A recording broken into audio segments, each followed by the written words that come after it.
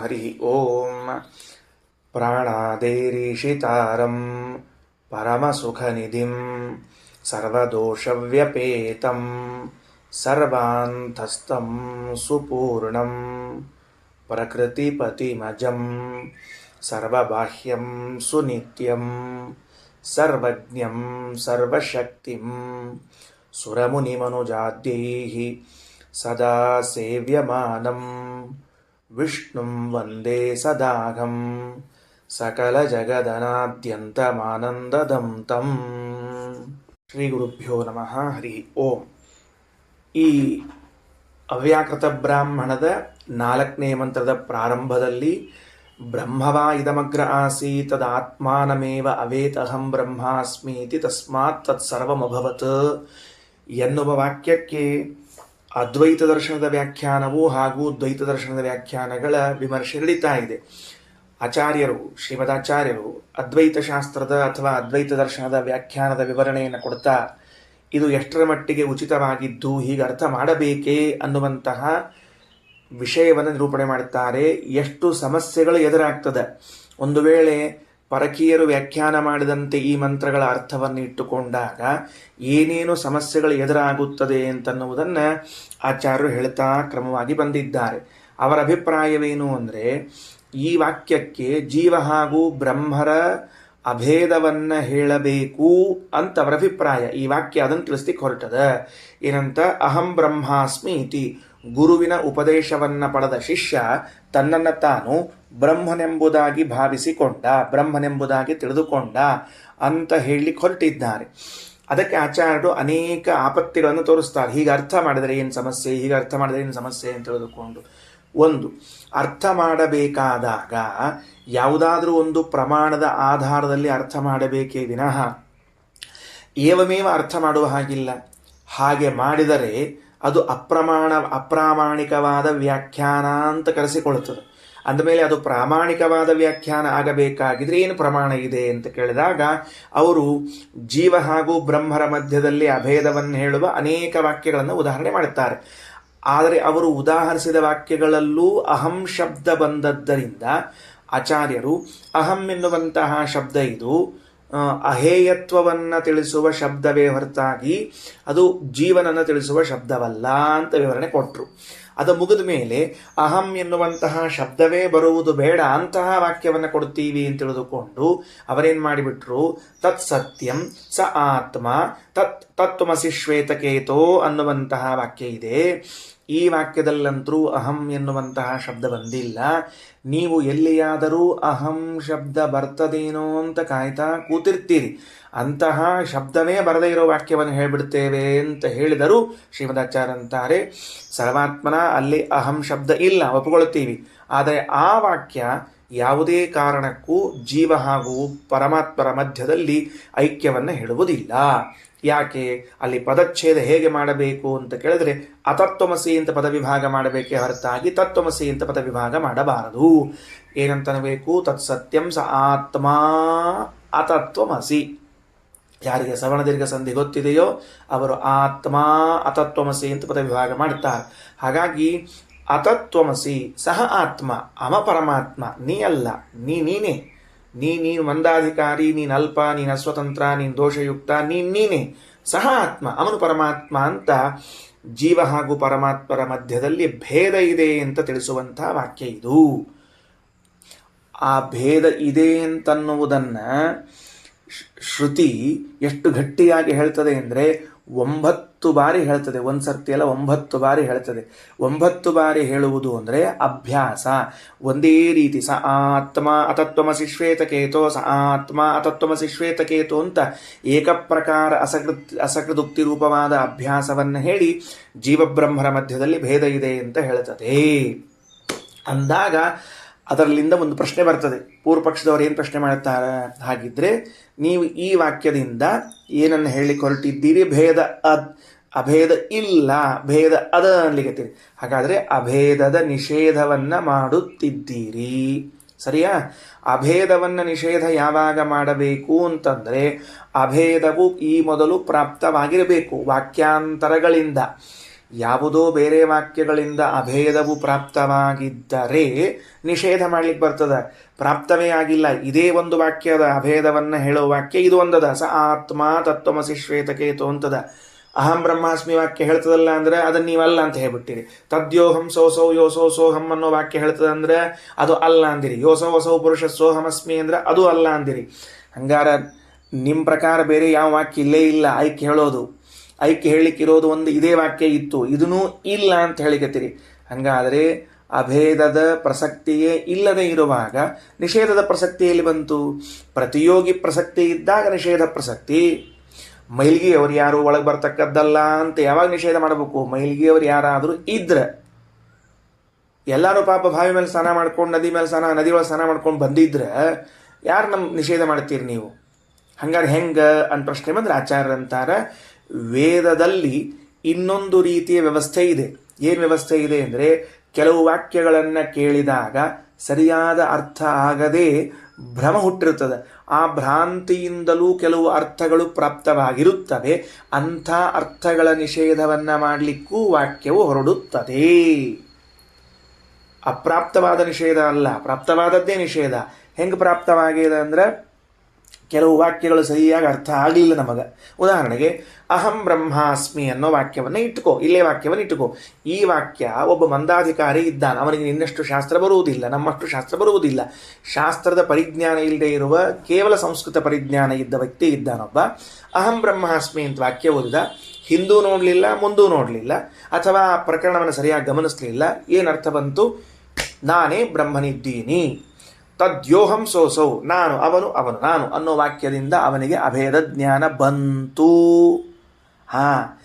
ಇದು ಭ್ರಾಂತಿಯಿಂದ ಬಂದದ್ದು, ಸರಿಯಾಗಿ ಅರ್ಥ ಆಗಿಲ್ಲ, ಹಾಗಾಗಿ ಭ್ರಾಂತಿಯಿಂದ ಬಂತು. ಆ ಭ್ರಾಂತಿಯಿಂದ ಬಂದ ಅರ್ಥವನ್ನು ನಿವಾರಣೆ ಮಾಡಬೇಕಲ್ಲ ವೇದ ಎಲ್ಲೋ ಒಂದು ಕಡೆಗೆ. ಅದಕ್ಕೆ ತತ್ಸತ್ಯಂ ಸ ಆತ್ಮ ಅತತ್ವಮಸಿ ಅಂತ ತಿಳಿದುಕೊಂಡು ನಿವಾರಣೆ ಮಾಡ್ತಾ ಇದೆ ಅಂತ ಆಚಾರ್ಯರ ಅಭಿಪ್ರಾಯ. ಇಷ್ಟು ನಿನ್ನೆ ಆದದ್ದನ್ನು ಸ್ವಲ್ಪ ರಿಫ್ರೆಶ್ ಮಾಡಿದೆ, ಯಾಕಂದರೆ ಇದು ಶಾಸ್ತ್ರದ ವಿಷಯ ಆದ್ದರಿಂದ ಗಟ್ಟಿ ಮಾಡ್ಕೋಬೇಕಾಗ್ತದೆ. ಅದಕ್ಕೆ ಮತ್ತೊಂದು ಪ್ರಶ್ನೆ ಕೇಳ್ತಾನೆ ನಾವು, ಹಿಂಗೆಲ್ಲಾದರೂ ಕಂಡದೇನು ನಮಗೆ ಲೋಕದಲ್ಲಿ ಅಂದರೆ ಶಾಸ್ತ್ರದಲ್ಲಿ ಏನಂತ? ಭ್ರಾಂತಿಯಿಂದ ಪ್ರಾಪ್ತವಾದದ್ದನ್ನು ನಿಷೇಧ ಮಾಡುವುದು ಅಂತ ಎಲ್ಲಾದರೂ ಒಂದು ಕಡೆಗೆ ಕಂಡಿದ್ದರೆ ಅದನ್ನು ಇಲ್ಲೂ ಅಂತ ಹೇಳಬಹುದು. ಶ್ರೀಮದಾಚಾರ್ಯ ಮೇಲೆ ಅವ ಏನು ಜವಾಬ್ದಾರಿ ಕೊಟ್ಟ? ಇಂಥದ್ದೊಂದು ದೃಷ್ಟಾಂತ ತೋರಿಸಿರೋಣಂತ. ಎಂಥ ದೃಷ್ಟಾಂತ? ಯಾವುದೋ ಒಂದು ವೇದವಾಕ್ಯವನ್ನು ಓದಿದೆ, ಸರಿಯಾದ ಅರ್ಥ ಆಗಲಿಲ್ಲ, ಅದಕ್ಕದು ನಿಷೇಧ ಮಾಡಿ ಸರಿಯಾದ ಅರ್ಥವನ್ನೇ ಹೇಳಿದೆ. ಇಂಥದ್ದೊಂದು ಪ್ರಸಂಗ ನನಗೆ ತೋರಿಸ್ರಿ. ಆಗ ನಾನು ನೀವು ಹೇಳಿದ ಅರ್ಥವನ್ನು ಮಾಡಬಹುದು ಅಂತ ಒಪ್ಪಿಕೊಳ್ಳುತ್ತೇನೆ. ಶ್ರೀಮದಾಚಾರ್ಯರು ಅಹಂ ಬ್ರಹ್ಮಾಸ್ಮಿ ತದ್ಯೋಹಂ ಸೋಸೌ ಎನ್ನುವ ವಾಕ್ಯಗಳಿಂದ ಏನೊಂದು ನಮಗೆ ಭ್ರಮ ಹುಟ್ಟಿದೆ, ಆ ಭ್ರಮವನ್ನು ನಿರಾಕರಣೆ ಮಾಡಲಿಕ್ಕೆ ತತ್ವಮಸಿ ಅತತ್ವಮಸಿ ಶ್ವೇತಕೇತು ಎಂಬ ವಾಕ್ಯ ಹೊರಟಿದೆ ಅಂತ ಹೇಳಿದರು. ಶ್ರೀಮದಾಚಾರ್ಯ ಹೇಳಿದ್ದೇನು, ಹಿಂಗೊಂದು ಬೇರೆ ವಾಕ್ಯವನ್ನು ಓದ್ತೀರಿ, ಭ್ರಾಂತಿ ಬರ್ತದೆ, ಅದನ್ನು ಪರಿಹಾರ ಮಾಡ್ಲಿಕ್ಕೆ ಹಿಂಗೆ ಮಾಡ್ಲಿಕ್ಕತ್ತದ ಅಂತ. ನೋಡ್ರಿ, ನನಗೇನೊಂದು ಅಭಿಪ್ರಾಯ ಅಂದರೆ, ಆಚಾರ್ಯರ ಜ್ಞಾನ ಭಾಳ ಎತ್ತರಕ್ಕದ, ನಾವು ಅಷ್ಟು ದೊಡ್ಡ ವ್ಯಕ್ತಿಗಳೆಲ್ಲ ಹೋಗುವುದೂ ಇಲ್ಲ, ತಿಳಿಯುವುದೂ ಇಲ್ಲ ನಮಗದು. ವೇದಗಳನ್ನು ಸೂಕ್ಷ್ಮವಾಗಿ ಗಮನಿಸಿ ಅದರ ಒಂದು ರಹಸ್ಯವನ್ನು ಹೊರಗಿಡುವಂತಹ ಮಾತು ಇದು. ವೇದದ್ದೇ ಒಂದು ಜವಾಬ್ದಾರಿ ಅಂತಾರೆ ಶ್ರೀಮದಾಚಾರ್ಯ. ಯಾವುದೊಂದು ಜವಾಬ್ದಾರಿ? ಈಗ ಒಂದು ವಾಕ್ಯವನ್ನು ವೇದ ಹೇಳಿತು ಅಂದ ಮೇಲೆ ಅದು ವೇದ ವಿಚಾರ ಮಾಡ್ತಂತ ಹಿಂಗೆ ತಿಳ್ಕೊಳ್ರಿ. ಅದಕ್ಕೆ ಚೈತನ್ಯಾರೋಪವನ್ನು ಮಾಡಿಬಿಡೋಣ ಅಂತ, ವೇದಕ್ಕೊಂದು ಚೈತನ್ಯಾರೋಪ ಮಾಡಿ ತಿಳ್ಕೋಣ ಅಂತ. ವೇದ ಒಂದು ವಾಕ್ಯ ಹೇಳಿಬಿಡ್ತು, ಹೇಳಿದ ಮೇಲೆ ಮುಂದೆ ಹೋದ್ಮೇಲೆ ವೇದ ವಿಚಾರ ಮಾಡ್ತಿರ್ತದೆ. ಏನಂತ? ನಾ ಹಿಂಗೊಂದು ವಾಕ್ಯ ಹೇಳಿದೆ, ಇದಕ್ಕೇನಾದರೂ ತಪ್ಪರ್ಥ ಆದೀತಾ ಅಂತ ವಿಚಾರ ಮಾಡ್ತದದು. ತಪ್ಪರ್ಥ ಆದೀತು ಅಂತ ಅದಕ್ಕೆ ಅನಿಸಿದರೆ ಇನ್ನೊಂದು ಕಡೆಗೆ ಅದನ್ನು ಕ್ಲಾರಿಫಿಕೇಶನ್ ಕೊಡ್ತದೆ. ಅದಕ್ಕರ್ಥ ಅದಲ್ಲ, ಇದು ಅಂತ ಕೊಡ್ತದೆ. ಈಗ ಉದಾಹರಣೆಗೆ ನಾನೊಂದು ಮಾತಾಡಿದೆ, ಆಡಿದಾಗ ನಿಮಗೊಂದು ಅರ್ಥ ಹುಟ್ಟಿತು, ನಾನೊಂದು ಕ್ಷಣ ವಿಚಾರ ಮಾಡಿದೆ, ಅರೇ ನಾನು ಹಿಂಗೆ ಹೇಳಿದ್ದಕ್ಕೆ ಅವ್ರಿಗೆ ಇಲ್ಲಿ ಹೆಂಗಾದರೂ ಅರ್ಥ ಬಂದದೇನೋ ಅಂತ. ಅದಕ್ಕೆ ನಾ 10 ವಾಕ್ಯ ಹೋದ್ಮೇಲೆ ಮತ್ತೆ ಅಲ್ಲ ಆಗಲೇ ಹೇಳಿದ್ನೆಲ್ಲ ಅದಕ್ಕೆ ಹಂಗೆ ತಿಳ್ಕೊಬಾರ್ದು, ಮತ್ತೆ ಹಿಂಗೆ ತಿಳ್ಕೊಳ್ಬೇಕು ಅಂತ ನಾನು ವಿವರಣೆ ಕೊಟ್ಟಂತೆ ವೇದವೂ ಕೂಡ ವಿವರಣೆಯನ್ನು ಕೊಡುತ್ತದೆ. ನೋಡ್ರಿ, ಈ ಅಂಶ ಪ್ರಾಯ ನನ್ನ ತಿಳುವಳಿಕೆ ಇದ್ದಷ್ಟು ಶ್ರೀಮದಾಚಾರ್ಯನ ಬಿಟ್ಟರೆ ಉಳಿದವರು ಈ ತರಹದ ಕಾರ್ಯವನ್ನು ಮಾಡಿಲ್ಲ. ಶ್ರೀಮದಾಚಾರ್ಯರಿಗೆ ಮಾತ್ರ ವೇದಗಳು ಹೀಗೂ ಮಾಡ್ತವೆ, ವೇದಗಳಿಗೊಂದು ಹೀಗೊಂದು ಮುಖ ಇದೆ ಅಂತ ತಿಳಿಸಿಕೊಟ್ಟವರ ಆಚಾರ್ಯ. ನಾವು ಸಾಮಾನ್ಯವಾಗಿ ವೇದಗಳ ಅಪೌರುಷೇಯತ್ವದ ಬಗ್ಗೆ ಲಕ್ಷ್ಯ ಕೊಟ್ಟಿರ್ತೀವಿ, ವೇದಗಳು ಪ್ರಮಾಣ ಎಂಬುದು ಲಕ್ಷ್ಯ ಕೊಟ್ಟಿರ್ತೇವೆ, ವೇದಗಳು ಭಗವಂತನ ಮಹಿಮಾ ಹೇಳ್ತದೆ ಎಂಬುದು ಲಕ್ಷ್ಯ ಕೊಟ್ಟಿರ್ತೀವಿ. ಆದರೆ ಶ್ರೀಮದಾಚಾರ್ಯ ಅಂತಾರೆ ವೇದವು ಎಷ್ಟು ಕೇರ್ಫುಲ್ ಆಗಿರ್ತದೆ ಅಂದರೆ ತಾನು ಹೇಳಿಕೊಂಡು ಹೋದ ವಿಷಯದ ಮೇಲೆ ಪುನರ್ವಿಮರ್ಶೆಯನ್ನ ಮಾಡಿ ಒಂದೊಮ್ಮೆ ನಾನು ಹೇಳಿದ ವಾಕ್ಯಕ್ಕೆ ಕೆಲವರಿಗೆ ಭ್ರಾಂತಿಯಿಂದ ಅನ್ಯಾರ್ಥ ಬಂದರೆ ಅದರ ನಿರಾಕರಣೆ ಮಾಡುವುದು ಜವಾಬ್ದಾರಿ ನಂದು ಅಂತ ಪ್ರಸಂಗಾಂತರದಲ್ಲಿ ಅದರ ನಿರಾಕರಣೆಯನ್ನ ಮಾಡ್ತದೆ.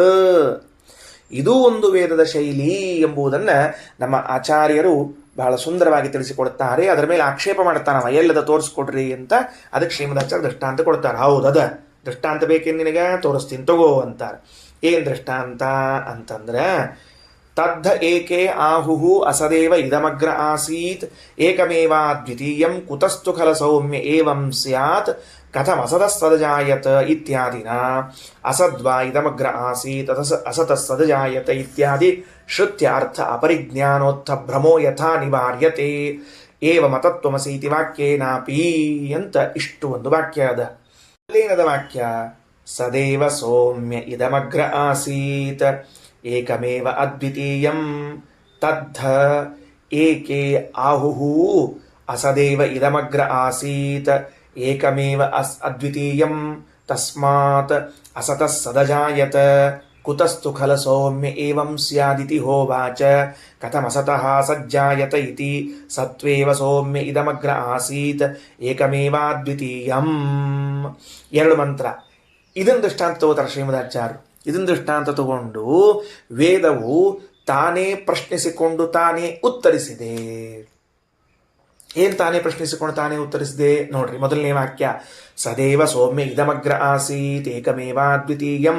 ಸತ್ ಎನ್ನುವುದು ಏಕಮೇವ ಅದ್ವಿತೀಯವಾಗಿರುವಂತಹ ಸತ್ತು ಅಂತನ್ನೋದು ಸೃಷ್ಟಿಗಿಂತ ಮೊದಲಿತ್ತು ಅಂತ ಇಷ್ಟು ಹೇಳಿ ನಿಲ್ಲಿಸಿಬಿಡ್ತದೆ. ಏನಿತ್ತು?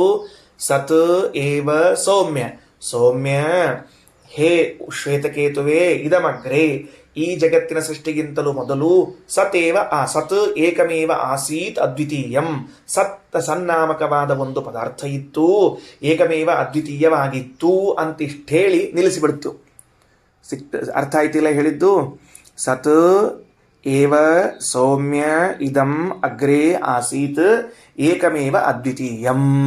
ಅಂತೂ ಈ ಜಗತ್ತಿನ ಸೃಷ್ಟಿಗಿಂತ ಮೊದಲು ಸನ್ನಾಮಕವಾದ ಒಂದು ಪದಾರ್ಥ ಇತ್ತು, ಏಕಮೇವ ಅದ್ವಿತೀಯವಾಗಿತ್ತು. ಇಷ್ಟು ಹೇಳಿ ನಿಲ್ಲಿಸಿ ನೋಡ್ರಿ ಮುಂದೆ ತಗೊಳ್ತು. ತತ್ ತಸ್ಮಿನ್ ವಿಷಯ ಏಕೆ ಆಹುಹು. ಕೆಲವರು ಈ ವಿಷಯದಲ್ಲಿ ಹಿಂಗಂತಾರಲ್ಲ, ಏನಂತ? ಅಸದೇವ ಇದಮಗ್ರ ಆಸೀತ್, ಅಸತ್ ನಾಮಕವಾದ ಒಂದು ಪದಾರ್ಥ ಇತ್ತು, ಅದ್ವಿತೀಯಂ, ಅದು ಅದ್ವಿತೀಯವಾಗಿತ್ತು. ತಸ್ಮಾತ್ ಅಸತಃ ಸಜ್ಜಾಯತ, ಆ ಅಸತ್ತಾದ ಪದಾರ್ಥದಿಂದ ಸತ್ತು ಹುಟ್ಟಿತು ಅಂತ ಕೆಲವರು ಹೇಳ್ತಾರಲ್ಲ. ಅಂದ್ರೆ ಈಗೇನು ಚರ್ಚೆ ಆಯಿತು? ಉದ್ದಾಲಕರು ಶ್ವೇತಕೇತುವಿಗೆ ಹೇಳುವಾಗ ಜಗತ್ತಿನ ಸೃಷ್ಟಿಗಿಂತ ಮೊದಲು ಸತ್ ಪದಾರ್ಥ ಇತ್ತಪ್ಪ ಅಂತ ಇಷ್ಟು ಹೇಳಿ ನಿಲ್ಲಿಸಿ ನೋಡು. ಶ್ವೇತಕೇತು ಕೆಲವರು ಏನಂತಾರೆ ಗೊತ್ತಾ? ಈ ಸೃಷ್ಟಿಗಿಂತಲೂ ಮೊದಲು ಅಸತ್ತಾದ ಪದಾರ್ಥ ಒಂದಿತ್ತು, ಆ ಅಸತ್ತಿನಿಂದ ಸತ್ತು ಹುಟ್ಟಿತು ಅಂತ ಹೇಳ್ತಾರೆ. ಕುತಸ್ತು ಖಲು ಸೌಮ್ಯ ಏವಂ ಸ್ಯಾತ್. ಅಲ್ಲಪ್ಪ ನೋಡು ಶ್ವೇತಕೇತು, ವಿಚಾರ ಮಾಡು. ಯಾಕೆಂದ್ರೆ ಅಸತ್ತಿನಿಂದ ಸತ್ತು ಹುಟ್ಟುತ್ತದೆ ಅಂತಿದೆ ಎಂದಾದರೂ ಅದರಿಂದ ಹಂಗೆ ಹೇಳ್ಬಾರ್ದು. ಸದೇವ ಸೌಮ್ಯ ಇದಮಗ್ರ ಆಸೀತ್, ಸತ್ತಿನಿಂದಲೇ ಹುಟ್ಟಿತು, ಇದು ಸತ್ತೇ ಈ ಜಗತ್ತಿಗಿಂತ ಮೊದಲಿತ್ತು ಅಂತ ಅರ್ಥೈಸಿಕೊಳ್ಳಬೇಕು. ಅಂದ್ರೆ ಏನಾತು? ವಿಮರ್ಶೆ ನಡೀತಾ ಇದೆ.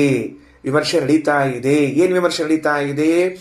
ಅಸತ್ತು ಮೊದಲಿಗೆ ಇತ್ತು, ಅಸತ್ತಿನಿಂದ ಸತ್ತು ಹುಟ್ಟಿತು ಅಂತ ಕೆಲವರು ಹೇಳ್ತಾರೆ. ಕೆಲವರು ಹೇಳ್ತಾರೆ ಅಂದ್ರೇನು? ಮಂದಿ ಅಲ್ಲ, ಕೆಲವು ಶಾಖೆಗಳಲ್ಲಿ ಹೀಗೆ ಬರ್ತದೆ. ವೇದವಾಕ್ಯ ಅದು.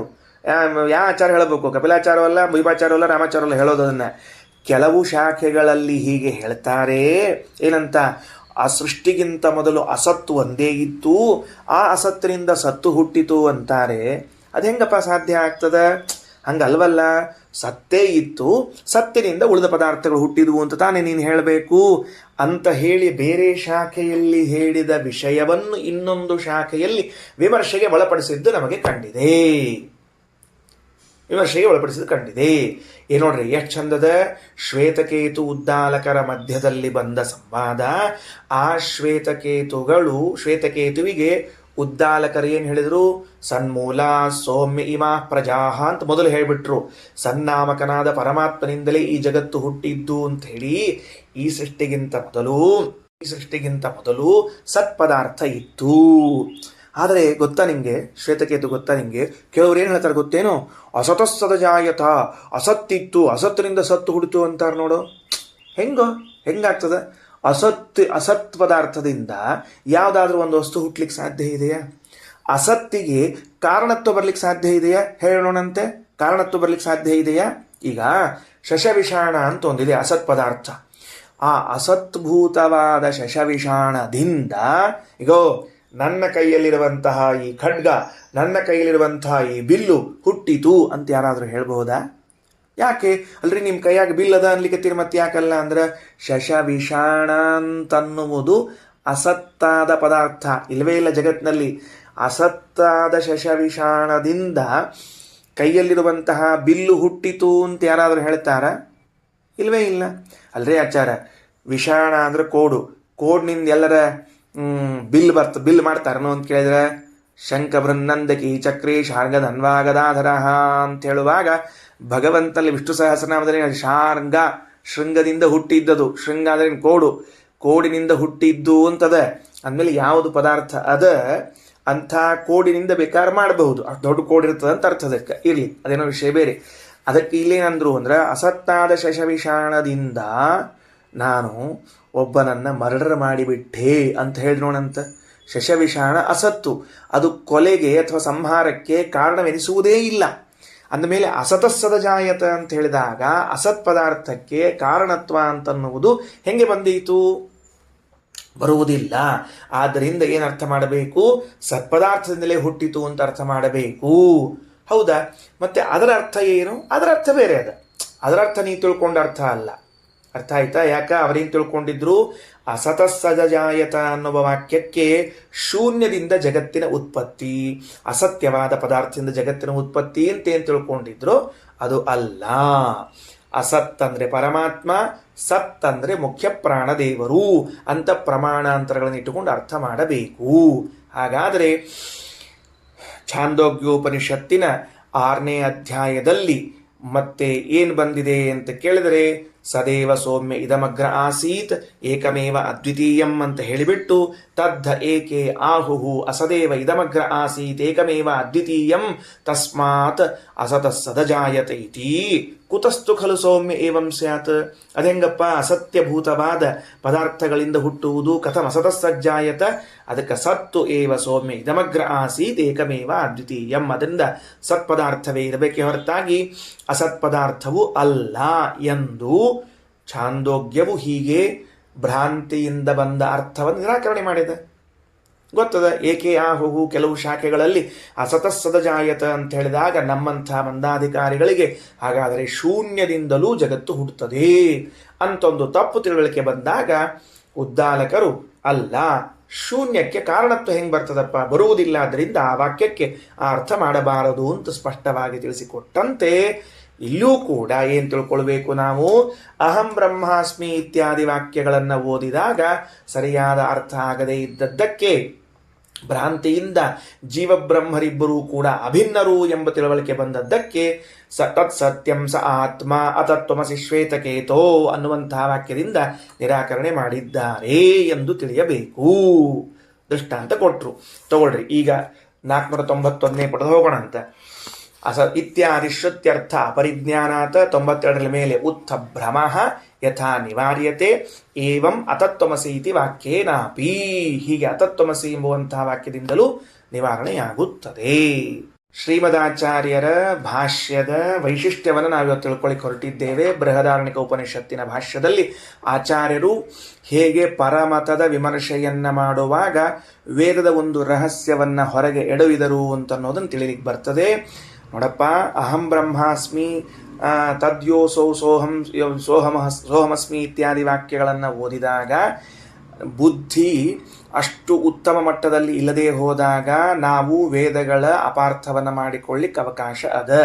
ಏನು ವೇದದ ಅಪಾರ್ಥ ಮಾಡಿಕೊಳ್ಳಿಕ್ಕೆ ಸಾಧ್ಯದ? ಅಹಂ ಬ್ರಹ್ಮಾಸ್ಮಿ ಎನ್ನುವ ವಾಕ್ಯವನ್ನು ಓದಿದಾಗ ನಾನೇ ಬ್ರಹ್ಮನಿದ್ದೀನೇನೋ ಎಂಬ ಭ್ರಾಂತಿ ಬರ್ತದ. ಅದನ್ನು ವೇದವಾಕ್ಯ ಹೇಳಿಬಿಟ್ಟದ. ಮತ್ತೊಂದು ಕಡೆಗಳಲ್ಲಿ ಇವರಿಗೆ ತಪ್ಪು ತಿಳುವಳಿಕೆ ಉಂಟಾಗಬಾರದು ಅನ್ನೋದಕ್ಕಾಗಿ ಸ ಆತ್ಮ ಅತತ್ವಮಸಿ ಶ್ವೇತಕೇತು ಅಂತ ತಿಳಿದುಕೊಂಡು ನೀನು ದೇವರಲ್ಲ, ದೇವರು ದೇವರೇ, ನೀನು ಜೀವ ಎನ್ನುವ ಆ ಭ್ರಾಂತಿಯಿಂದ ಪ್ರಾಪ್ತವಾದ ಅಭೇದವೆಂಬ ಅರ್ಥದ ಮೂಲೋತ್ಪಾಟನೆಯನ್ನು ಮಾಡ್ತದೆ. ಇದಕ್ಕೆ ಪೂರ್ವಪಕ್ಷದವರ ಆಕ್ಷೇಪ ಏನು ಮಾಡಿದ್ರು, ಹೀಗೆಲ್ಲಾದರೂ ಒಂದು ಕಡೆಗೆ ವೇದ ಮಾಡಿದ್ದನ್ನು ತೋರಿಸ್ರಿ ಅಂದರು. ಅದಕ್ಕೆ ಶ್ರೀಮದಾಚಾರ್ಯರು ಛಾಂದೋಗ್ಯ ಉಪನಿಷತ್ತಿನ ವಾಕ್ಯವನ್ನು ತೆಗೆದುಕೊಂಡ್ರು. ಒಂದು ಕಡೆಯಲ್ಲಿ ವೇದ ಏನು ಮಾಡಿಬಿಟ್ಟದ, ಅಸತ ಸದಜಾಯತ ಏಕಮೇವ ದ್ವಿತೀಯಂ ಬ್ರಹ್ಮ ಅಂತ ಒಂದು ಕಡೆಗೆ ವೇದ ಹೇಳಿಬಿಟ್ಟದ. ವೇದ ಅಸತ ಸದಜಾಯತ ಅಂತ ಒಂದು ಕಡೆಗೆ ಹೇಳಿ ಆದ ಮೇಲೆ ಶ್ವೇತಕೇತು ಉದ್ದಾಲಕರ ಪ್ರಸಂಗದಲ್ಲಿ ಸತ್ತಿನಿಂದಲೇ ಜಗತ್ತು ಹುಟ್ಟಬೇಕಪ್ಪ, ವೇದ ಎಲ್ಲೋ ಒಂದು ಕಡೆಗೆ ಅಸತ ಸದಜಾಯತ ಅಂತ ಹೇಳಿದ ಕೂಡಲೇ ಅದನ್ನು ಹಾಗೆ ಅರ್ಥ ಮಾಡಿಕೊಳ್ಳೋದ? ಯಾಕೆ ಹೇಳು, ಅಸತ್ಯವಾದ ಪದಾರ್ಥವು ಕಾರಣವೇ ಆಗುವುದಿಲ್ಲ. ಈ ಆಚಾರ್ಯರಿಗೆ, ಕಪಿಲಾಚಾರ್ಯರಿಗೆ ಎಂಥ ಮಾಲೆಯನ್ನು ಮಾಡಿ ಹಾಕಿದರು ಅಂದರೆ, ಆಕಾಶದಲ್ಲಿ ಬೆಳೆದ 100 ಕಮಲಗಳನ್ನು ತೆಗೆದುಕೊಂಡು, ಎಂಥ ಮಾಲೆ, ಆಕಾಶದಲ್ಲಿ ಬೆಳೆದ 100 ಕಮಲಗಳನ್ನು ತೆಗೆದುಕೊಂಡು ಮಾಲೆ ಮಾಡಿ ಹಾಕಿ ಸನ್ಮಾನ ಮಾಡಿದರು ಅಂದರೆ ಆ ಸನ್ಮಾನ ಸುಳ್ಳು ಅಂತ ಅರ್ಥ. ಯಾಕೆ ಸನ್ಮಾನ ಸುಳ್ಳು ಅಂದರೆ, ಆಕಾಶದಲ್ಲಿ ಬೆಳೆದ ಕಮಲ ಅಂದರೆ ಅಸತ್ತು, ಅಸತ್ತಿಗೆ ಹಾರವಾಗುವಿಕೆ, ಸನ್ಮಾನ ಮಾಡುವಿಕೆ ಎಂಬುದಿರುವುದಿಲ್ಲ. ಹಾಗಾಗಿ ಅಸತಸ್ಸದ ಜಾಯತ ಎಂಬ ವಾಕ್ಯಕ್ಕೆ ಭ್ರಾಂತಿಯಿಂದ ನಮಗೇನು ಅರ್ಥ ಬರ್ತದೆ ಅಂದರೆ, ಶೂನ್ಯದಿಂದ ಜಗತ್ತು ಹುಟ್ಟಿತು ಅಂತದಪ್ಪ. ಹಂಗೆ ಅರ್ಥ ಮಾಡಬಾರದು. ಸತಃ ಸೌಮ್ಯ ಇದಮಗ್ರ ಆಸೀತ್, ಪರಮಾತ್ಮ ಮೊದಲಿದ್ದ, ಅವನಿಂದಲೇ ಜಗತ್ತು ಹುಟ್ಟಿತು ಅಂತ ವೇದ ತಾನು ಒಂದು ಕಡೆಗೆ ಅಸತಸ್ಸದಜಾಯತ ಅಂತ ಹೇಳಿದ್ದಕ್ಕೆ ವಿವರಣೆಯನ್ನು ಕೊಡ್ತದ. ಇಲ್ಲಿ ಶ್ವೇತಕೇತು ಉದ್ದಾಲಕ ಪ್ರಸಂಗದಲ್ಲಿ ಹಂಗ ಅತತ್ವಮಸಿ ಶ್ವೇತಕೇತು ಅಂತನ್ನುವಂತಹ ಪ್ರಸಂಗದಲ್ಲೂ ಕೂಡ ಎಲ್ಲೋ ಬೇರೆ ವಾಕ್ಯಗಳನ್ನು ಓದಿದಾಗ ಸರ್ವಂ ಖಲ್ವಿದಂ ಬ್ರಹ್ಮ ನೇಹನಾನಾಸ್ತಿ ಕಿಂಚನ ಇದು ಏನದು ಅಹಂ ಬ್ರಹ್ಮಾಸ್ಮಿ, ಈ ವಾಕ್ಯಗಳನ್ನು ಓದಿದಾಗ ನಮಗೆ ಜೀವಬ್ರಹ್ಮರು ಅಭಿನ್ನರು ಎಂಬ ಭ್ರಾಂತಿ ಬರ್ತಿದ್ದರೆ ಸ ಆತ್ಮ ಅತತ್ವಮಸಿ ಶ್ವೇತಕೇತೋ ಅಂತ ನಿವಾರಣೆ ಮಾಡುತ್ತದೆ. ಇದು ಇಷ್ಟು ನಮ್ಮ ಆಚಾರ್ಯರ ಒಂದು ವಿಶೇಷವಾದ ಘಟ್ಟ. ಸರಿ, ಮುಂದೆ ಹೋಗೋಣಂತ. ಸಾಕಷ್ಟು ವಿವರಣೆ ಕೊಟ್ಟಿದ್ದೀನಿ. 492ನೇ ಪುಟದಲ್ಲಿ ಮುಂದಿನ ಶಬ್ದ ಈಗ ಸ ಆತ್ಮೇತಿ ಶಬ್ದಾಚ. ಶ್ರೀಮದಾಚಾರ್ಯ ಅಂತಾರೆ ಇನ್ನೊಂದು ಸ್ವಾರಸ್ಯ ನೋಡ್ರಿ. ಸ ಆತ್ಮ ಅತತ್ವಮಸಿ ಶ್ವೇತಕೇತೋ ಅಂತನ್ನುವಾಗ ಇಲ್ಲೇನು ಆತ್ಮ ಅಂತ ಶಬ್ದ ಬಂದದ. ಈ ಆತ್ಮ ಎಂಬ ಶಬ್ದ ಇದು ಜೀವನನ್ನ ಹೇಳುತ್ತದೆ ಅಂತ ನಮಗೊಂದು ಭ್ರಾಂತಿ ಅದ.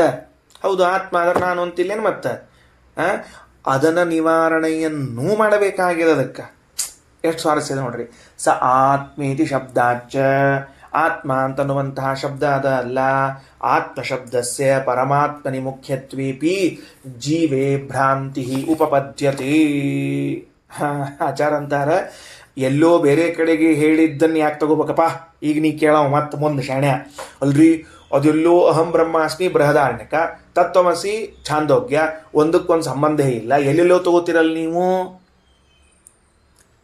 ಅದನ್ನ ನಮ್ಮಲ್ಲಿ ಒಂದು ಸಂಸ್ಕೃತದೊಳಗೆ ಒಂದು ಗಾದಿ ಮಾತದ ಅಲ್ಲ, ಅಂದ್ರೆ ಪೃಷ್ಠ ತಾಡನೆ ದಂತ ಭಂಗಾಪತ್ತೇ ಹೇ ಅಂತ ಯಾರು ಹೇಳಿದ್ರಂತ.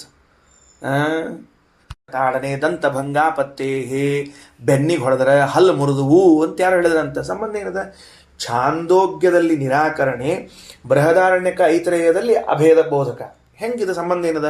ಹೌದಿಲ್ಲಪ್ಪ, ನಮ್ಮ ಅಭಿಪ್ರಾಯದಲ್ಲಿ ಒಟ್ಟಾರೆ ವೇದ ಒಂದೇ, ಹಂಗೆ ಇದು ಅದು ಅಂತ ಪ್ರತ್ಯೇಕ ಇಲ್ಲೇ ಇಲ್ಲ. ವೇದ ಒಂದು ಭಾಗದಲ್ಲಿ ಇನ್ನೊಂದು ಭಾಗದಲ್ಲಿ ನಾವು ಹೆಂಗೆ ಇಟ್ಕೋತೀವಿ. ನಿನಗೆ ಹಂಗೆಲ್ಲ ಬೇಡ ಹೋದಿಲ್ಲೋ, ಅಲ್ಲೇ ತೋರಿಸ್ಲೇ ನಿನಗೆ ತಗೋ. ಆ ವಾಕ್ಯ ಏನದ? ಸ ಆತ್ಮ ತತ್ವಮಸಿ ಶ್ವೇತಕೇತೋ ಅಂತದ. ಹಾಗಾದರೆ ಸ ಆತ್ಮ ಅಂತ ಹೇಳಿದಾಗ ಆತ್ಮ ಶಬ್ದ ಯಾರನ್ನ ಹೇಳ್ತದ? ಜೀವನನ್ನ ಹೇಳ್ತದ. ಇದಕ್ಕಿಂತ ಇನ್ನೊಂದು ದೊಡ್ಡ ಭ್ರಾಂತಿ ಏನದು ಅಂತ ಕೇಳ್ತಾರೆ ಶ್ರೀಮದಾಚಾರ್ಯ. ಅಲ್ಲ ಮತ್ತೆ ನಾವು ನೋಡು, ಶಬ್ದಕ್ಕೆ ಮುಖ್ಯಾರ್ಥ ತಗೋಬೇಕು, ಅಮುಖ್ಯಾರ್ಥ ತಗೋಬಾರದು. ಶಬ್ದಕ್ಕೆ ಮುಖ್ಯಾರ್ಥ ತಗೋಬೇಕು, ಅಮುಖ್ಯಾರ್ಥ ತಗೋಬಾರದು. ನಾವೇನು ಮಾಡಿಬಿಡ್ತೀವಿ, ಆತ್ಮ ಅಂದ್ಕೊಂಡು ಜೀವ ಅಂತ ತಗೊಂಡ್ಬಿಡ್ತೀವಿ. ಆತ್ಮ ಶಬ್ದಕ್ಕೆ ಜೀವ ಅಂತ ಅರ್ಥ ಹೌದು, ಅಲ್ಲ ಅಂತಲ್ಲ, ಮುಖ್ಯಾರ್ಥ ಅಲ್ಲದು, ಅಮುಖ್ಯಾರ್ಥ. ಅಂಗಡಿಗೆ ಹೋಗಿದ್ನಂತ ಮಾವಿನ ತೊಗೊಳ್ಳಿಕ್ಕೆ. ಅಂಗಡಿಗೆ ಹೋದವ ಡಬ್ಬಿ ಎಷ್ಟು ರೇಟು ಅಂತ ಕೇಳಿದಂತವ. ಅವನು ಕೂತ್ಕೊಂಡು ಹೇಳ್ದ ಶಾಣೆ, ಅವ ಮಾವಿನ ಹಣ್ಣು ತೆಗೆದು ಬರೀ ಡಬ್ಬಿ ಅಂತ ಕೇಳಿದಂತವ. ಹಂಗೆ ಡಬ್ಬಿ ತೊಗೊಳಿಕ್ಕೆ ಹೋಗಿದ್ದೆ, ನೀವೆಲ್ಲರೂ ಹೋಗ್ಲಿಕ್ಕೆ. ಮುಖ್ಯ ಡಬ್ಬಿ ತೊಗೊಂಡು ಏನು ಮಾಡ್ಬೇಕು, ಹಣ್ಣು ಒಳಗಿನ ಹಣ್ಣು ಸಹಿತ ಕೇಳ್ಯಾನವ. ಬುದ್ಧಿವಂತರು ಅನ್ನೋ ಡಬ್ಬಿ ಎಷ್ಟು ಬೇಕು ಅಂತ ಕೇಳಿದ್ರೆ ಡಬ್ಬಿ ತೊಗೊಂಡು ಹೋಗ್ರಿ ಅಂತ ಫ್ರೀ ತೊಗೊಂಡು ಹೋಗ್ರಿ ಅಂತ. ಹಂಗಲ್ಲ, ಒಂದು ಶಬ್ದವನ್ನು ತೆಗೆದಾಗ ಅದಕ್ಕೆ ಮುಖ್ಯಾರ್ಥ ಅಮುಖ್ಯಾರ್ಥ ಅಂತ ಇರ್ತದೆ.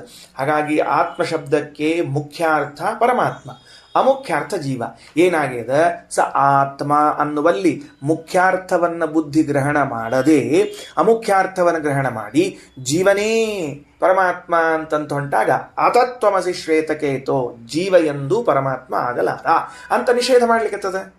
ಇಲ್ಲೇ ಅದಲ್ಲ, ಮತ್ತೆ ದೂರ ಹೋಗ್ತಿ ಅಂತ ಶ್ರೀಮದಾಚಾರ್ಯ ಇನ್ನೊಂದು ತಿಳಿಸಿಕೊಟ್ರು. ತಗೊಳ್ರಿ, ಈಗ ಆತ್ಮಶಬ್ದಸ್ಯ ಪರಮಾತ್ಮನಿ ಮುಖ್ಯತ್ವೇಪಿ ಜೀವೇ ಭ್ರಾಂತಿ ಉಪಪದ್ಯತೆ. ಆತ್ಮಶಬ್ದವು ಪರಮಾತ್ಮನಲ್ಲಿ ಮುಖ್ಯವಾಗಿದ್ದರೂ ಕೂಡ ಜೀವನಲ್ಲೂ ಭ್ರಾಂತಿ ಉಂಟಾಗ್ತದೆ. ತನ್ನಿವೃತ್ತ್ಯರ್ಥಂ, ಅದರ ನಿವಾರಣೆಗಾಗಿ ಚ ಅತತ್ವಮಸಿ ಇತ್ಯಾಹ, ಅತತ್ವಮಸಿ ಅಂತ ಹೇಳಲಾಗೇದ. ಹೌದು, ಆತ್ಮಶಬ್ದಕ್ಕೆ ಮುಖ್ಯಾರ್ಥ ಪರಮಾತ್ಮ ಅಂತ ಎಲ್ಲಿಂದ ಹೇಳಿದ್ರಿ? ಈ ಗೀತಾದೊಳಗೆ ಒಂದು ಶ್ಲೋಕ ಬರ್ತದೆ ನೋಡ್ರಿ, ಕರ್ಮಣ್ಯೇವಾಧಿಕಾರಸ್ಥೆ ಮಾಫಲೇಶು ಕದಾಚನ. ಸರಿನಾ? ಇದಕ್ಕೇನು ಸಂಬಂಧ ರೀ ಅಂತ ಕೇಳಬೇಡ್ರಿ. ಕೃಷ್ಣ ಕರ್ಮಣ್ಯೇವಾಧಿಕಾರಸ್ಥೆ ಮಾಫಲೇಶು ಕದಾಚನ, ನೋಡು ಸುಮ್ಮನೆ ನೀ ಕರ್ಮ ಮಾಡು, ಫಲ ಕೇಳಲಿಕ್ಕೆ ಹೋಗಬೇಡ ಅಂತ ಅಂದ್ಬಿಟ್ಟ. ಅಯ್ಯಯ್ಯ, ಮತ್ತೆ ಕರ್ಮ ಮಾಡ್ಬೇಕಂತ ಫಲ ಕೇಳಬಾರ್ದಂತ ಇದು ಯಾವ್ದು ಲೆಕ್ಕಪ್ಪ ಎಲ್ಲರ ಅಂತ ನಿಮಗನಿಸಿದರ? ಕರ್ಮಣ್ಯೇವಾಧಿಕಾರಸ್ಥೆ ಮಾಫಲೇಶು ಕದಾಚನ ಅಂತ ತಿಳ್ಕೊಂಡು ಹೇಳಿ ನೀ ಕೇಳಬೇಡ. ಕರ್ಮಣ್ಯೇವಾಧಿಕಾರಸ್ಥೆ ಮಾಫಲೇಶು, ಫಲ ಕೇಳಲಿಕ್ಕೆ ಹೋಗಬೇಡ. ಯಾಕೆ ಗೊತ್ತೇನು? ನೀ ಕೇಳಿದ್ರೆ ದಡ್ಡ ಆ ಕರ್ಮದ ಯಾವುದೋ ಒಂದು ಅಮುಖ್ಯ ಫಲ ಕೇಳಿ ಕೂತ್ಗೀತಿ ಎಲ್ಲರ. ನಿನ್ನ ಹಣೆಬಾರ ಎಷ್ಟದ ಅಂತಂದ್ರೆ ಕರ್ಮ ಮಾಡೋದು, ಎಷ್ಟು ದೊಡ್ಡ ಕರ್ಮ ಮಾಡೋದು ಅಂದ್ರೆ ಲಕ್ಷ ರೂಪಾಯಿಯಷ್ಟು ವ್ಯಯವನ್ನ ಮಾಡಿ ದೇಹ ದಂಡಿಸಿ ಶ್ರಮಪಟ್ಟು ಬ್ರಾಹ್ಮಣನ ಕರೆದು ಎಲ್ಲ ಮಾಡಿ ಏನು ಕೇಳೋದು ಗೊತ್ತೇನು? ಅದರದ್ದು ಯಾವುದೋ ಒಂದು ಅಮುಖ್ಯ ಫಲ ಕೇಳಿ ಕೂತ್ಬಿಡೋದು. ಅದಕ್ಕೆ ಮುಖ್ಯ ಫಲ ಮೋಕ್ಷ ಅದ, ಅಲ್ಲಿ ಮುಖ್ಯ ಫಲ ಭಗವತ್ ಪ್ರೀತಿ ಅದ. ಈ ಹುಚ್ಚಿಗೆ ಏನು ಕೇಳಬೇಕು ಅಂತ ತಲೆಯಾಗಿರಂಗಿಲ್ಲ. ಒಂದು ಕರ್ಮ ಮಾಡಿದಾಗ ಮುಖ್ಯ ಫಲ ಅಮುಖ್ಯ ಫಲ ಅಂತ ಇರ್ತದೆ. ನೀ ಎಲ್ಲರ ಕೇಳಲಿಕ್ಕೆ ಹೋಗಿ ಅವಸರದಾಗ ಅಮುಖ್ಯ ಫಲ ಕೇಳಿಗೀಳಿ, ಅದಕ್ಕೆ ನೀ ಕೇಳಲಿಕ್ಕೆ ಹೋಗಬೇಡ, ನಂಗೆ ಗೊತ್ತದ ನಾ ಕೊಡ್ತೀನಿ ಅಂತ ಹೇಳಿದ ಕೃಷ್ಣ. ಕರ್ಮಣ್ಯೇವಾಧಿಕಾರಸ್ಥೆ ಮಾ ಫಲೇಶು ಕದಾಚನ. ಆ ಭಗವದ್ಗೀತಾ ವಾಕ್ಯ ಎಷ್ಟು ಸ್ವಾರಸ್ಯ ನೋಡ್ಕೊಳ್ರಿ. ಶ್ರೀಕೃಷ್ಣ ಅಂತಾನ, ಅರ್ಜುನ ಕರ್ಮಣ್ಯೇವಾಧಿಕಾರ, ಕರ್ಮ ಮಾಡು ಫಲ ಕೇಳಬೇಡ. ಯಾಕ ಕರ್ಮ ಮಾಡಿ ಫಲ ಕೇಳಬೇಡ ಅಂತ ಯಾಕೆ ಹೇಳಿದೆಯೋ ಕೃಷ್ಣ ಅಂದರೆ, ಕರ್ಮ ಮಾಡಿದಾಗ ಅದಕ್ಕೆ ಬರುವ ಫಲ ಬಹಳ ದೊಡ್ಡದಿರ್ತದ. ನೀ ಎಂಥ ದಡ್ಡಿದ್ದಿ ಅಂದ್ರೆ ಯಾವುದೋ ಒಂದು ಸಣ್ಣ ಅಮುಖ್ಯ ಫಲ ಕೇಳ್ಕೊಂಡು ಕೂತ್ಕೊಂಡಿ ಅಂದ್ರೆ ಮಾಡಿದ್ದೆಲ್ಲ ವ್ಯರ್ಥ ಆಗಂಗಿಲ್ಲೇನೋ. ಅದಕ್ಕೆ ನೀ ಕರ್ಮಷ್ಟ ಮಾಡು, ನನಗೇನು ಫಲ ಕೊಡಬೇಕು ಅಂತ ಗೊತ್ತದ, ನಾ ಕೊಡ್ತೀನಿ ಅಂತ ಹೇಳಿದಂತೆ ಒಂದು ಕರ್ಮಕ್ಕೆ ಮುಖ್ಯ ಫಲ ಅಮುಖ್ಯ ಫಲಗಳಿದ್ದಂತೆ ಒಂದು ಶಬ್ದಕ್ಕೆ ಮುಖ್ಯಾರ್ಥ ಅಮುಖ್ಯಾರ್ಥ ಅಂತಿರ್ತಾವ. ಯಾವ ಅರ್ಥವನ್ನು ತೆಗೆದುಕೊಳ್ಬೇಕು? ಮುಖ್ಯಾರ್ಥವನ್ನು ತೆಗೆದುಕೊಳ್ಬೇಕೆ ಹೊರತಾಗ ಅಮುಖ್ಯಾರ್ಥವನ್ನು ತೆಗೆದುಕೊಳ್ಬಾರ್ದು. ಸರಿ, ಆತ್ಮಶಬ್ದಕ್ಕೆ ಮುಖ್ಯಾರ್ಥವು ಪರಮಾತ್ಮ, ಅಮುಖ್ಯಾರ್ಥವು ಜೀವ ಅಂದ್ರಲ್ಲ, ಅದನ್ನ ಹೆಂಗೆ ಬೈಫರ್ಕೇಟ್ ಮಾಡಿದ್ರಿಪ್ಪ? ತೋರಿಸ್ರಿ ಹಂಗಾರ ನೋಡಂತ. ತಗೋ, ಶ್ರೀಮದಾಚಾರ್ಯ ಅಂತಾರ, ಯಚ್ಚಾಪ್ನೋತಿ ಯದಾದತ್ತೆ ಯಚ್ಚಾತ್ತಿ ವಿಷಯಾನಿಹ ಯಚ್ಚಾಸ್ಯ ಸಂತತೋ ಭಾವಃ ತಸ್ಮಾದಾತ್ಮೇತಿ ಭಣ್ಯತೆ ಇತ್ಯಾದಿನ. ಇದು ಪ್ರಾಯ 99 ಪಾಯಿಂಟ್ ಭಾಗ 99 ಮಹಾಭಾರತದ ವಾಕ್ಯ. ಈ ಮಹಾಭಾರತದಲ್ಲಿ ಬಂದ ಈ ವಾಕ್ಯಕ್ಕೆ ಏನು ಅರ್ಥ ಅಂತಂದ್ರೆ ನೋಡ್ರಿ, ಆತ್ಮಶಬ್ದಕ್ಕೆ ಇಷ್ಟ ಅರ್ಥ ಅಂತ. ಯಚ್ಚ ಆಪ್ನೋತಿ, ಎತ್ತ ಬಿಟ್ಬಿಡ್ರಿ, ಎತ್ತ ಅಂತ ಬಿಟ್ಬಿಡ್ರಿ. ಆಪ್ನೋತಿ ಇತಿ ಆತ್ಮ, ಆದತ್ತೆ ಇತಿ ಆತ್ಮ, ವಿಷಯಾನ್ ಅತ್ತಿ ಇತಿ ಆತ್ಮ, ಅಸ್ಯ ಸಂತತೋ ಭಾವ ಇತಿ ಆತ್ಮ. 4 ಅರ್ಥಗಳನ್ನು ಆತ್ಮಶಬ್ದಕ್ಕೆ ಕೊಡ್ಲಿಕ್ಕತ್ತಾರ. ಹಿಂದಕ್ಕೆ ಬಂದದ, ಐತ್ರೇಯದಾಗ ಬಂದದ, ಆವಾಗ ಬರ್ಸೀನಿ 4 ಅರ್ಥ. ಐತ್ರೇಯ ನೋಡ್ಸಿದ್ರೆ ತೆಗೆದು ನೋಡ್ಕೊಳ್ರಿ, ಸದ್ಯಕ್ಕೆ ಹೇಳ್ಬಿಡ್ತೀನಿ. ಆಪ್ನೋತಿ ಇತಿ ಆತ್ಮ ಅಂದರೆ ಸರ್ವವ್ಯಾಪ್ತನಾದದ್ದರಿಂದ ಪರಮಾತ್ಮನಿಗೆ ಆತ್ಮ ಅಂತ ಕರಿಬೇಕಂತ. ಹೆಂಗದದು? ವ್ಯಾಕರಣದ ಕುಲುಮೆಯಲ್ಲಿ ಹಾಯ್ದು ಬರ್ತದದು. ವ್ಯಾಕರಣದ ಕುಲುಮೆಯಲ್ಲಿ ಹಾಯ್ದುಕೊಂಡು ಬಂದಾಗ ಈ ಅರ್ಥಕ್ಕೆ ತಯಾರಾಗಿ ನಿಂತ್ಕೊಂಡಿರ್ತದ. ಆಪ್ನೋತಿ ಇತಿ ಆತ್ಮ ಬಿಟ್ಬಿಡ್ರಿ, ಅದು ಶಬ್ದ ರೂಪ ಹೆಂಗಾಗ್ತಾವ ಬೇಡ. ಅಂದ್ರೆ ಆತ್ಮ ಶಬ್ದದ ಮೊದಲನೇ ಅರ್ಥ ಏನು? ವ್ಯಾಪ್ತನಾಗಿದ್ದಾನೆ. ಎರಡನೇ ಅರ್ಥ ಆದತ್ತೆ ಇತಿ ಆತ್ಮ ಅಂದರೆ ಸರ್ವ ಅಧಿಪತಿ, ಎಲ್ಲರನ್ನ ತನ್ನ ಭೃತ್ಯರಾಗಿ ಸ್ವೀಕಾರ ಮಾಡ್ತಾನೆ ಪರಮಾತ್ಮ. ಎಲ್ಲರನ್ನ ತನ್ನ ಭೃತ್ಯರಾಗಿ ಸ್ವೀಕಾರ ಮಾಡ್ತಾನೆ ಅಂದರೆ ತಾನು ಅಧಿಪತಿಯಾಗಿದ್ದಾನೆ ಅಂದ್ರೆ ಒಂದೇ ಅರ್ಥ. ಹಾಗಾದರೆ ಸರ್ವಾಧಿಪತಿ ಅಂತ ಅನ್ನೋದಕ್ಕೆ ಆತ್ಮಶಬ್ದಕ್ಕೆ ಸರ್ವಾಧಿಪತಿ ಅಂತ ಅರ್ಥ. ವಿಷಯಾನ್ ಅತ್ತಿ ಪ್ರಳಯ ಕಾಲದಲ್ಲಿ ಎಲ್ಲ ವಿಷಯಗಳನ್ನು ತಿಂದಾಕ್ತಾನ ಅನ್ನೋದಕ್ಕಾಗಿ ದೇವರಿಗೆ ಆತ್ಮ ಅಂತ ಕರಿಬೇಕಂತ. ವಿಷಯಾನ್ ಅತ್ತಿ ಇತಿ ಆತ್ಮ. ಸಂಸ್ಕೃತದ ಅತ್ತಿ ಕನ್ನಡ ಅತ್ತಿ ಆದಾಗ ಅಕಿನೂ ಪ್ರಾಣ ತಿಂತಾಳ ಅಂತ ಕೆಲವರು ಹೇಳ್ತಿರ್ತಾರೆ. ಅದಕ್ಕೆ ಅತ್ತಿ ಇತಿ ಆತ್ಮ. ಇನ್ನು ಯಚ್ಚಾಸ್ಯ ಸಂತತೋ ಭಾವ. ಇನ್ನು ಸಂತತೋ ಭಾವ ಅಂದ್ರೆ ಸದಾ ಇರುವಿಕೆ, ಸಂತತ ಭಾವ. ಸಂತತ ಭಾವ ಅಂದ್ರೆ ಯಾವಾಗಲೂ ಇದ್ದಾನ, ನಿತ್ಯನಾದದ್ದರಿಂದ ಪರಮಾತ್ಮನಿಗೆ ಆತ್ಮ ಎಂದು ಕರೆಯುತ್ತಾರೆ. ನೋಡ್ರಿ ಎಷ್ಟರ್ಥವು ಒಂದು ಆತ್ಮ ಶಬ್ದಕ್ಕೆ.